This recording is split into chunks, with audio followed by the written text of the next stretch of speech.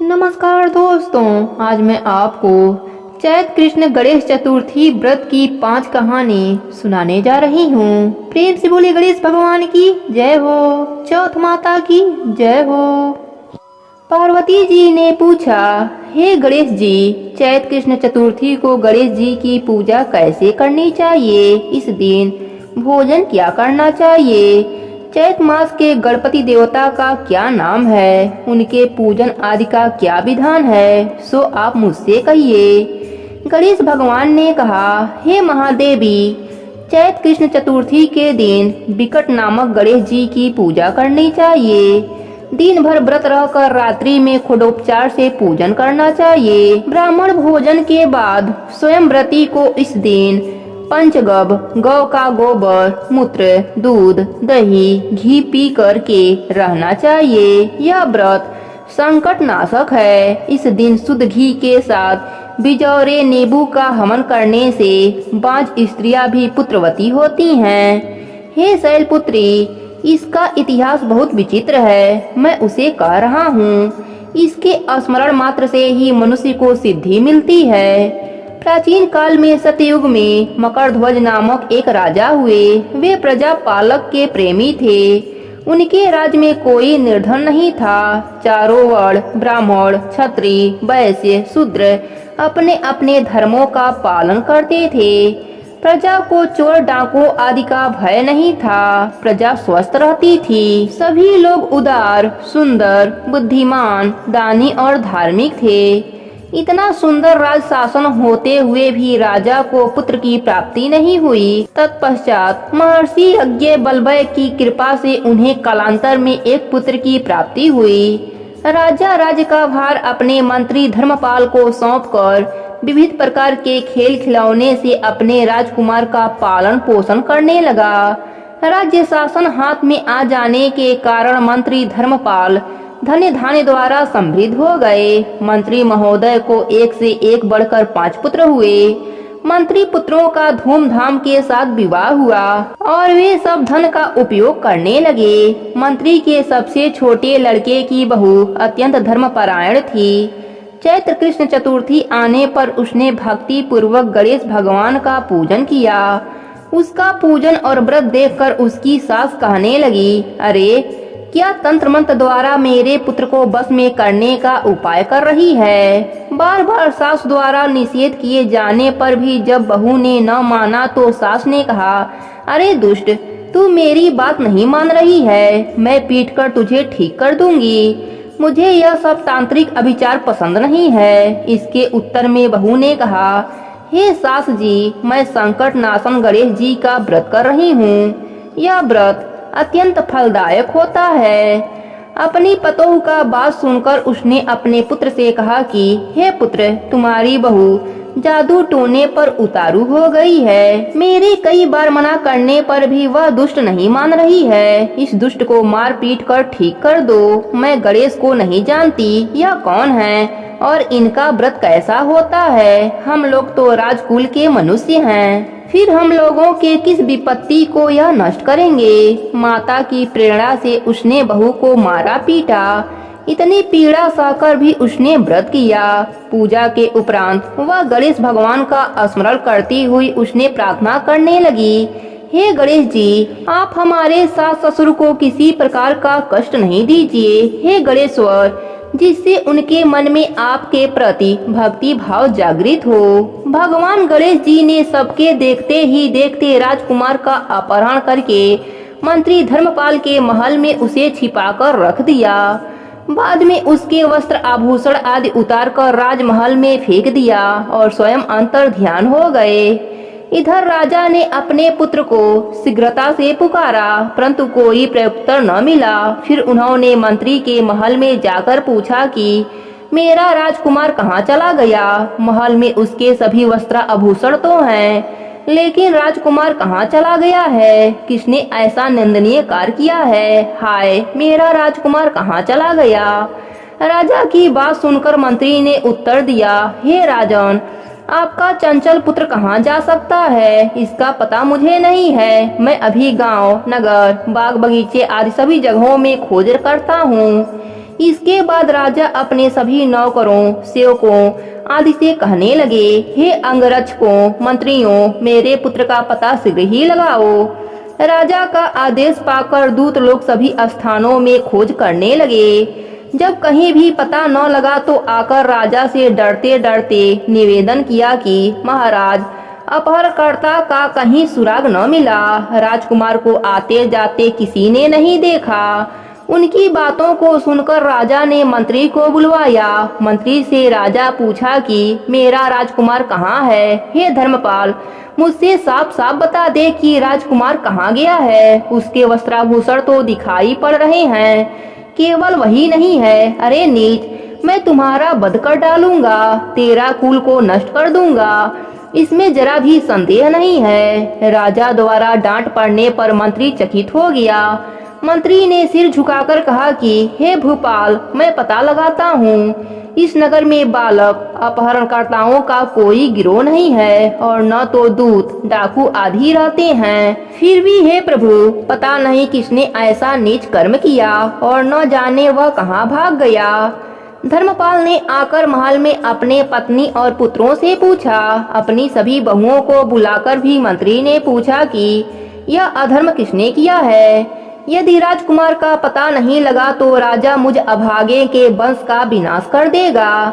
ससुर की बात सुनकर छोटी बहू ने कहा कि हे दादाजी, आप इतने चिंतित क्यों हो रहे हैं? आप पर गणेश जी का कोप हुआ है, इसलिए आप गणेश भगवान का आराधना कीजिए। राजा से लेकर नगर के समस्त स्त्री पुरुष, बालक वृद्ध संकट नाशक चतुर्थी का व्रत विधि पूर्वक करें तो गणेश भगवान की कृपा से राजकुमार मिल जाएंगे। मेरा वचन कभी मिथ्या नहीं होगा। छोटी बहू की बात सुनकर ससुर ने हाथ जोड़कर कहा कि हे बहू, तुम धन्य हो, तुम मेरा और मेरे कुल का उद्धार कर दोगी। गणेश भगवान की पूजा कैसे की जाती है? हे सुलक्षणी, मुझे बताओ। मैं मंदबुद्धि होने के कारण व्रत के महात्म को नहीं जानता हूँ। हे कल्याणी, हम लोगों से जो भी अपराध हुआ हो उसे क्षमा कर दो और राजकुमार का पता लगा दो। तब सब लोगों ने कष्टनाशक गणेश चतुर्थी का व्रत करना आरंभ किया। राजा सहित समस्त प्रजाजनों ने गणेश भगवान की प्रशंसा के लिए व्रत किया। इससे गणेश भगवान प्रसन्न हो गए। सब लोगों को देखते ही देखते उन्होंने राजकुमार को प्रकट कर दिया। राजकुमार को देखकर नगरवासी आश्चर्य में पड़ गए। सब लोग बहुत प्रसन्न हुए। राजा के हर्ष की तो सीमा न रही। सब लोग कह उठे, गणेश भगवान धन्य हैं और साथ ही साथ मंत्री की कल्याणी पतोह भी धन्य है, जिसकी कृपा से मेरा पुत्र यमराज के यहाँ से जाकर भी लौट आया। अतः सब लोग इस संतानदायक व्रत को निरंतर विधि पूर्वक करते रहें। हे गणेश भगवान, जैसे आपने राजा को शोक रहित किया, वैसे ही अपने सभी भक्तों पर अपनी कृपा बनाए रखना। कहानी अधूरी हो तो पूरी करना, पूरी हो तो मान रखना। प्रेम से बोलिए गणेश भगवान की जय हो। प्राचीन समय की बात है। एक गांव में सास बहू रहती थीं। उनका बेटा विदेश में नौकरी करने गया था। सास बहू को लाड से रखती थी। एक दिन सास किसी काम से गांव जाने लगी तो बहू से बोली कि बहू, चूल्हे की आंच बुझने मत देना। सास गांव चली गई। चूल्हे की आग बुझ गई। बहू डर के मारे पड़ोस में आंच लेने गई तो पड़ोसन कहानी सुन रही थी। बहू देखकर बोली कि आप क्या कर रही हो? तब औरतें बोली, हम चौथ माता की कहानी सुन रहे हैं। तब बहू बोली, इससे क्या होता है? तब औरतें बोली कि चौथ माता अन्य धन, लक्ष्मी, बेटा, पोता सब देती हैं। पति प्रदेश गया वापस आ जाता है। तू भी किया कर। बहू बोली, मैं कैसे करूं? मेरी सास 3 टाइम रोटी देती हैं। औरतें बोली कि एक टाइम का रोटी गाय के बछड़े को दे दिया कर, दूसरे टाइम की उठानी में गाड़ दिया कर, तीसरे टाइम की अपने लिए रख लिया कर और चूरमा बनाकर चांद देखकर चौथ माता को भोग लगाकर चांद को अर्घ देकर खा लिया कर। बहू बोली, ठीक है। ऐसा कहकर बहू चली गई। अगले माह में चौथ का व्रत आया तो उसने वैसा ही किया। चौथ माता ने सोचा, अगर सतयुग में प्रणाम नहीं देंगे तो कलयुग में मुझे कौन मानेगा। चौथ माता सपने में पति से बोली कि घर जा, तुझे सब याद करते हैं। वह एक सेठ के यहाँ मुनीम का काम करता था। वह बोला कि लेने वाले लेने आएंगे, देने वाले देने, तो मैं कैसे जाऊं। चौथ माता ने कहा, कल घी का दीपक जलाकर बैठ जाना, देने वाले दे जाएंगे और लेने वाले ले जाएंगे। पति ने ठीक वैसा ही किया और सेठ से हिसाब करके घर आने लगा। रास्ते में एक सांप मिला। बोला, मैं तुझे खाऊंगा। उसने कहा, मैं अपने घर वालों से मिल लूं, फिर तुम मुझे खा लेना। वह घर आ गया। पत्नी ने दरवाजा खोला पर वह किसी से कुछ नहीं बोला। वह जाकर सो गया। उस दिन चौथ का व्रत था। पत्नी ने व्रत किया था। वह जौ देख रही थी। वहीं पट्टे पर चौथ, आंखें, चूरमा, दीपक सब रखा था। वह सांप घर में आ गया और उस लड़के के कमरे में चला गया। चौथ माता ने सोचा, यह सांप इसको खा जाएगा, कुछ करना चाहिए। तब दीपक ढाल बन गया, आंखों की तलवार बन गया और सांप को काट कर ढाल से ढक दिया। पति यह सब देख रहा था। सांप के मर जाने के बाद पत्नी से बोला। तब पत्नी बोली, आप तो मुझसे बोले ही नहीं। तब पति बोला, क्या बोलता, यह देख, मेरा काल मेरे साथ आया था, वह मर गया। फिर दोनों ने आपस में खूब बातें किए। सुबह उठा तो माँ से बोला कि माँ, मेरे जाने के बाद कुछ धर्म कर्म करती थी। माँ बोली, नहीं बेटा, तू था तो मंदिर चली जाती थी, पर तेरे जाने के बाद तो कुछ भी नहीं किया। फिर उसने कहा, बहू से पूछो। माँ बोली, यह क्या करेगी, इसको तो मैं 3 समय खाना देती थी। बहू ने कहा, मैं करती थी। सास बोली, क्या करती थी। बहू बोली, मैं चौथ का व्रत करती थी। सास ने कहा, क्या सबूत है। वह बोली, बछड़े से पूछ लो। बछड़ा ने मुंह खोला तो मुंह में से हीरे मोती झड़ने लगे। फिर बहू बोली, उठानी में देख लो। उठानी को खोदकर देखा गया तो रोटी की जगह सोने चांदी के ढेर मिले। तीसरे बनिए से पूछ लो। बनिए की बात भी सही निकली। सास बोली, क्या चौथ माता ऐसी हैं। बहू बोली, हाँ, चौथ माता सबका भला करती हैं, सुख सौभाग्य देती हैं, सबकी रक्षा करती हैं। हे चौथ माता, जिस प्रकार आपने बहू पर कृपा करी, वैसे ही अपने सभी भक्तों पर अपनी कृपा बनाए रखना। प्रेम से बोलिए चौथ माता की जय हो। गणेश भगवान की जय हो। एक सेठ सेठानी थे। उनके एक बेटा और बहू थी। बहू सबको भोजन करा के फिर स्वयं भोजन करती। एक पड़ोसन ऐसी भी थी जो रोज पूछती कि बहू आज क्या बनाया खाया। बहू कहती, ठंडो बासी। एक दिन उसके पति ने ऐसा सुनकर विचार किया कि आज तो पकवान बनाए जाएं, फिर देखें कि मेरी पत्नी क्या कहती है।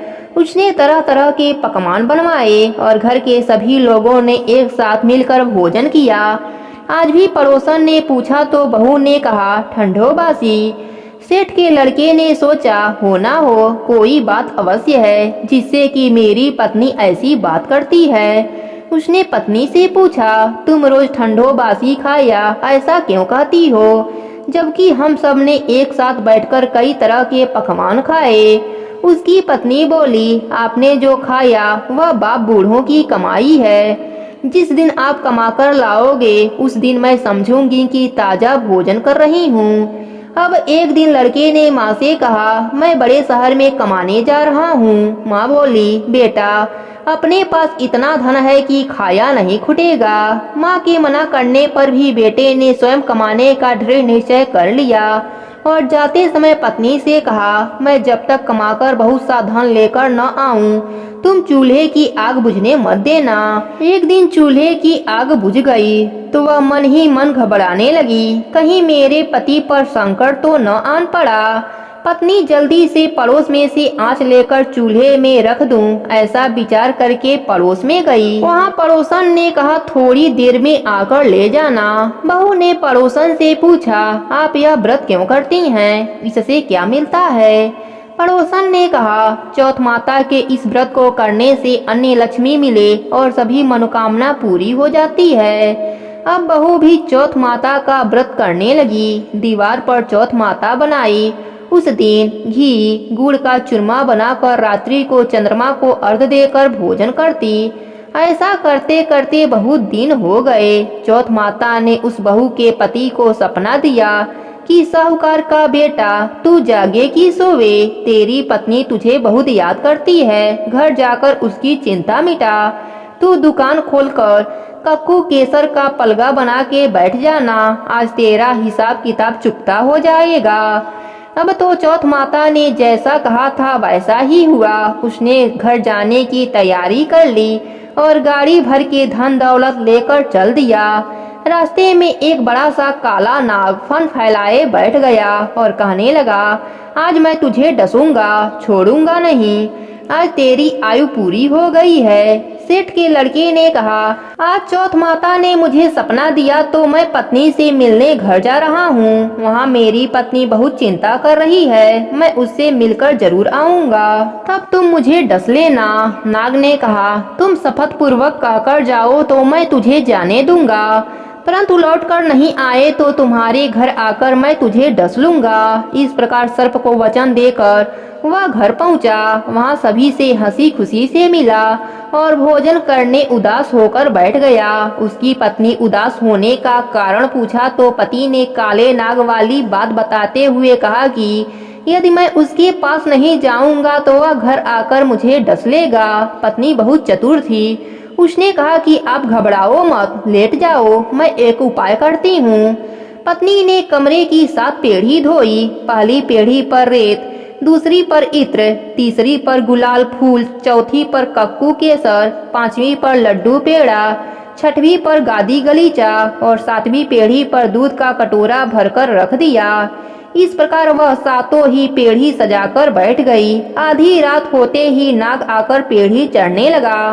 पहली पेढ़ी पर रेत में लोटपोट हो गया और कहने लगा कि सेठ की बहू तो आराम तो बहुत दिया, पर बचनों से बधा हूँ, सो डसूंगा अवश्य ही। इसी प्रकार 7 पेढ़ियों पर नाग आराम करता हुआ और कहता हुआ कि डसूंगा जरूर कमरे में जाने ही वाला था कि चौथ माता ने विचार किया कि मैं इसे नहीं बचाऊंगी तो संसार में धर्म कर्म और व्रत पूजन को कौन मानेगा। अब गणेश भगवान, चंद्रमा जी और चौथ माता ने उसे बचाने का विचार बनाया। चंद्रमा जी उजाला किए, चौथ माता ढाल बनी और गणेश भगवान तलवार लेकर नाग को मार दिया और ढाल से ढक दिया। अब बहू भी थकी हारी सो गई। दिन उगा तो लोग बेटे से मिलने आए, परंतु बेटा बहू तो उठे ही नहीं थे। बहुत देर हो गई तो माँ उन्हें उठाने गई। माँ ने 7 पेढ़ियों पर जो कुछ देखा तो बहुत घबराई और बेटा बहू को आवाज लगाने लगी। बेटा बहू उठे तो देखा कि एक ढाल तलवार वहीं पड़ी है। अब ढाल उठाई तो वही काला नाग मरा पड़ा है। बेटा बहू ने सोचा कि आज तो धर्म कर्म ही आड़े आए। गणेश भगवान, चंद्रमा जी और चौथ माता ने अपनी रक्षा की। हे चौथ माता, जैसे आपने सेठ के बेटे की रक्षा की वैसे ही अपने सभी भक्तों पर अपनी कृपा बनाए रखना। प्रेम से बोलिए चौथ माता की जय हो, गणेश भगवान की जय हो। एक नगर में एक बुढ़िया माई रहती थी। वह अपने बेटे की सलामती के लिए 12 महीनों का चौथ का व्रत करती थी। हर चौथ को पंसारी से थोड़ा सा गुड़ और घी लाकर 4 लड्डू बनाती, एक बेटे को देती, एक से पूजा करती, एक हथकार के लिए निकालती और एक चाँद उगने पर खुद खा लेती थी। एक बार उनका बेटा ताई से मिलने गया। ताई भादुड़ी चौथ का व्रत रखा था। ताई से पूछा, माँ तो 12 चौथ करती है। ताई बोली, तेरी माँ तेरी कमाई से तरमाल खाने के लिए 12 चौथ करती है। तू परदेश जाए तो वह एक भी चौथ न करे। लड़के को लगा ताई सच कह रही हैं। घर आकर माँ से कहा, मैं परदेश जा रहा हूँ, यहाँ तू मेरी कमाई खाने पीने में उड़ा देती है। माँ ने समझाकर रोकना चाहा, पर बेटा नहीं माना। माँ ने उसे साथ ले जाने के लिए चौथ माता की आंखें दिए और कहा, मुसीबत में यह आंखें तेरी मदद करेंगे। वह आंखें लेकर रवाना हो गया। घूमते हुए एक नगर में पहुंचा। उसने देखा एक बुढ़िया माई रो रही हैं और पुआ बना रही हैं। उसने कारण पूछा तो बूढ़ी माई ने कहा, बेटा, इस नगर की पहाड़ी पर एक दैत्य रहता है। पहले वह नगर में आकर कई लोगों को खाने के लिए मार देता था, इसलिए यहाँ का राजा उसे खाने के लिए हर घर का एक आदमी उसके पास भेजता है। और आज मेरे बेटे की बारी है, इसलिए रो रही हूँ और उसी के लिए पुआ बना रही हूँ। वह बोला, तू पुआ मुझे खिला दे, तेरे बेटे की जगह मैं चला जाता हूँ। बुढ़िया माई ने खीर पुए उसे खिला दिए। खा पीकर वह सो गया। रात को राजा के सैनिक आए तो बुढ़िया माई ने उसे भेज दिया। दैत्य के सामने पहुंचने पर उसने चौथ माता की आंखें दैत्य की तरफ फेंक कर कहा, हे चौथ माता, यदि मेरी माँ मेरी सलामती के लिए व्रत करती है तो दैत्य का सिर कटकर गिर जाए। तुरंत दैत्य का सिर कट गया। लड़का वापस आ गया। राजा ने उसे उपहार देकर विदा किया। चलते हुए एक दूसरे राजा के नगर में पहुंचा। इस राज्य में आमा तभी पकता था जब एक इंसान की बलि दी जाती थी। सिपाहियों ने उसे पकड़कर आवे में चुन दिया। लड़के ने आंखें आवे में डाले और कहा, हे चौथ माता, यदि मेरी माँ मेरे लिए व्रत करती है तो आवा मेरे बलि के बिना ही झट से पक जाए। आवा तुरंत पक गया।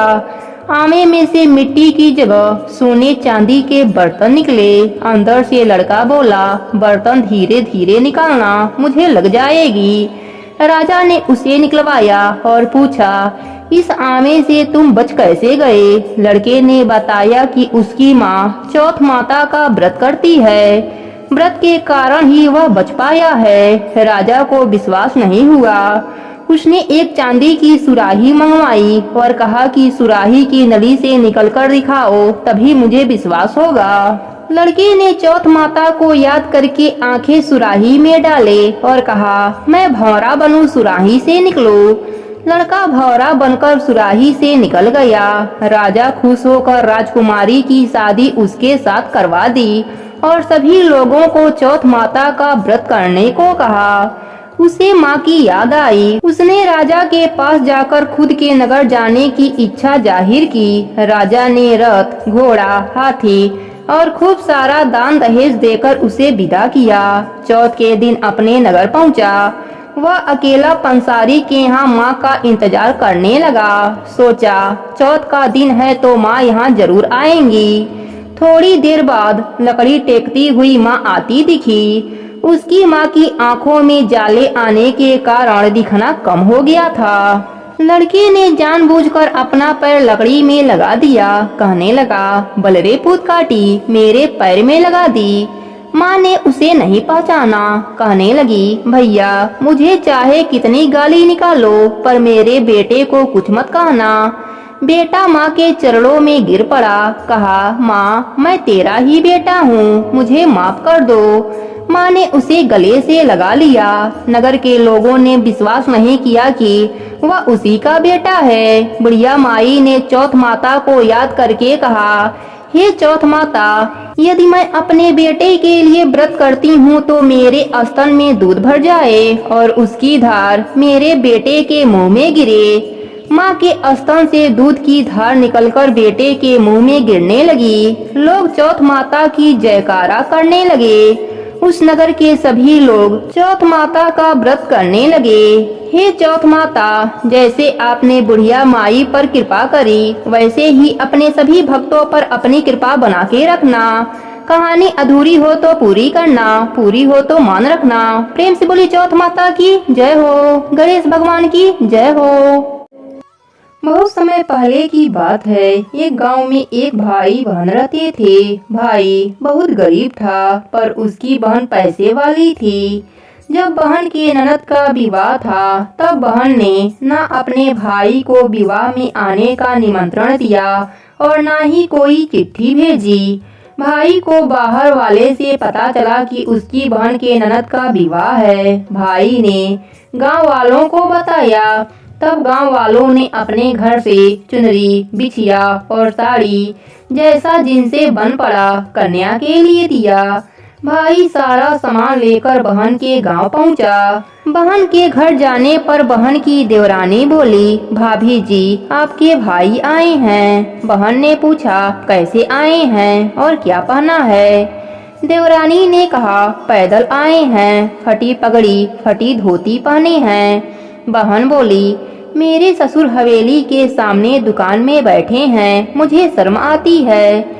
भाई को बोलो पीछे के दरवाजे से आएं। भाई के आते ही बहन ने भाई को एक कमरे में बंद कर बाहर से ताला लगा दिया।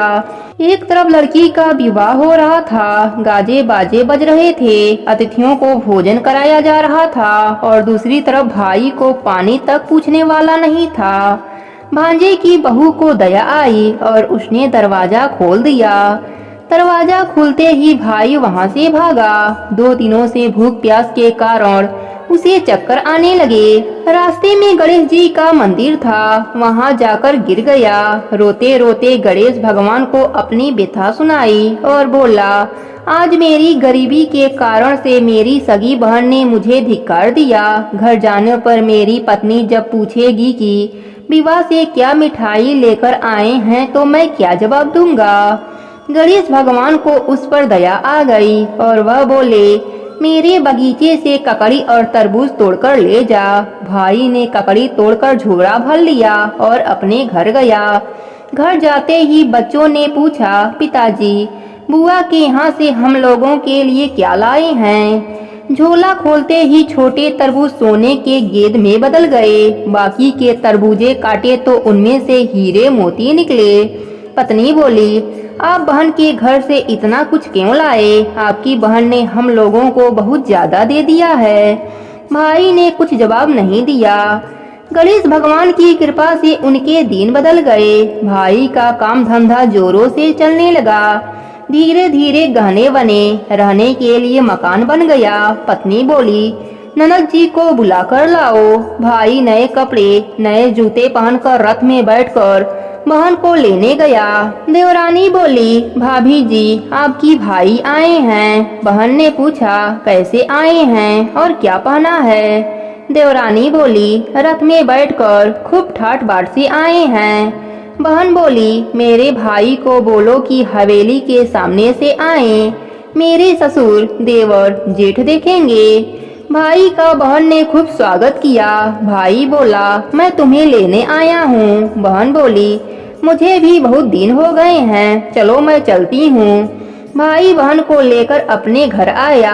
भाई और उसकी पत्नी ने बहन का खूब आदर सत्कार किया। जो चीजें मांगी सब बनवा कर दिया। बहन बोली, भाई मुझे जूती चाहिए। भाई ने मोची को बुलाया और कहा, मेरी बहन के लिए ऐसा जूती बनाओ जो मुंह से बोले। भाई ने बहन को बहुत सारा धन देकर विदा किया, पर अभी तक वह जूती नहीं आई थी। बहन रवाना होने लगी, तब मोची जूतियाँ लेकर आया। बहन के जूती पहनते ही जूतिया बोली, निर्धन भाई की पैसे वाली बहन, गणेश जी का बगीचा नहीं होता तो आज क्या करती बहन। तब भाई की पत्नी ने पूछा, यह क्या आवाज आ रही है? भाई ने कहा, सुबह का समय है, कोई जीव जंतु बोल रहा होगा। भाई ने घोड़े गाड़ी को जल्दी जाने को कहा। बहन के जाते ही पत्नी जिद करके बैठ गई कि जूतियाँ क्या बोल रही थीं। पति ने अपनी पूरी आप बीती सुनाई कि कैसे बहन ने मुझे 2 दिन भूखा रखा, कमरे में बंद कर दिया। भांजे की बहू ने दरवाजा खोला, तब मैं बाहर आया और गणेश भगवान के शरण में जा पहुंचा। गणेश भगवान की कृपा से हमारे दिन बदले हैं। उसने अपने पत्नी को सारी बात बताई। तब पत्नी बोली, अगर मुझे पहले मालूम होता तो मैं आपके बहन को कुछ ना देती। मेरा दिया हुआ सब कुछ वापस लेकर आओ। तब पति बोला, सुहासिनी के आशीष से ही हमें गणेश भगवान ने सब दिया है। अगर वह मुझे भूखा प्यासा कमरे में बंद नहीं करती तो मैं गणेश भगवान के मंदिर में क्यों जाता? क्या मैं गणेश भगवान को अपना दुखड़ा सुनाता? तुम अपना मन मैला मत करो, अपने पर तो गणेश भगवान की कृपा है और किस चीज की कमी है। फिर दोनों गणेश भगवान के आगे झुककर प्रणाम किए और जयकारा लगाए। हे गणेश भगवान, जैसे आपने भाई पर कृपा करी वैसे ही अपने सभी भक्तों पर अपनी कृपा बनाए रखना। सबके व्रत को पूर्ण करना। कहानी अधूरी हो तो पूरी करना, पूरी हो तो मान रखना। प्रेम से बोले गणेश भगवान की जय हो। चौथ माता की जय हो।